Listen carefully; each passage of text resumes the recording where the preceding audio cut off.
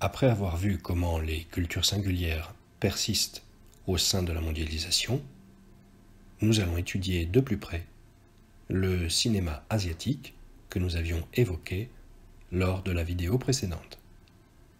Cette vidéo s'intitule donc « Le cinéma en Asie ». La problématique est « Comment le cinéma asiatique assure-t-il une diversité culturelle dans le cinéma mondial ?»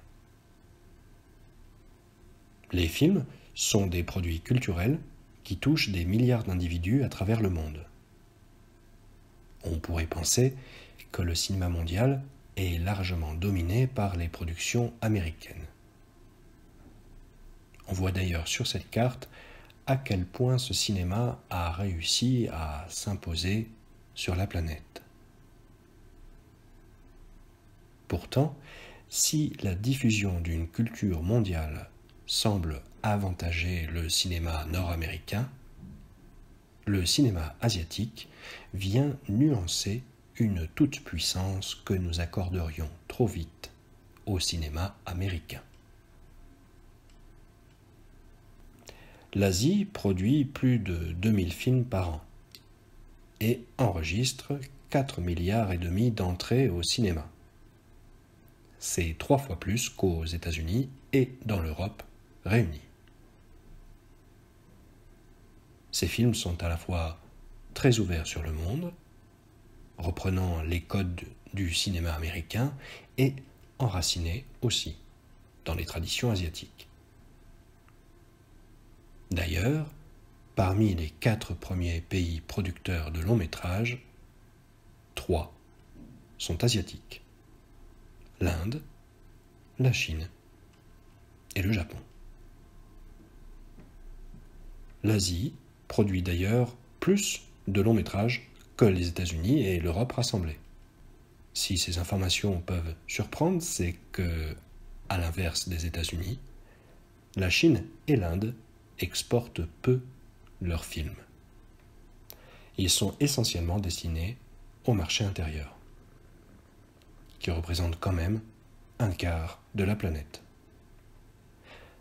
Avec des films que vous ne verrez jamais en Europe. Ainsi, Bollywood est l'industrie cinématographique de Bombay en Inde. Il s'agit de la version indienne du cinéma des studios hollywoodiens.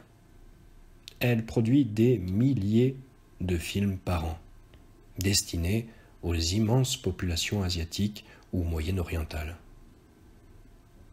Seuls quelques films parviennent chez nous. Par exemple, le film Lagan. Et d'ailleurs, cette affiche illustre la spécificité culturelle de l'Inde à travers les costumes, les danses, les maquillages et le titre, qui est un nom propre en hindi. L'Inde est d'ailleurs le premier producteur mondial de films.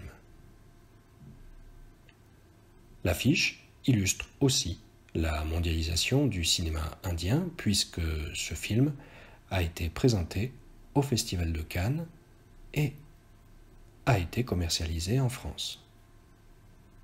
Cette affiche est d'ailleurs l'affiche française du film, car 2 genres cinématographiques asiatiques remportent des succès importants à l'étranger: les films d'arts martiaux et les films d'animation aussi. La reconnaissance du cinéma asiatique dans les grands festivals internationaux est d'ailleurs de plus en plus importante. C'est d'ailleurs le réalisateur coréen Bong Joon-ho qui a remporté le Festival de Cannes en 2019 avec son film Parasite.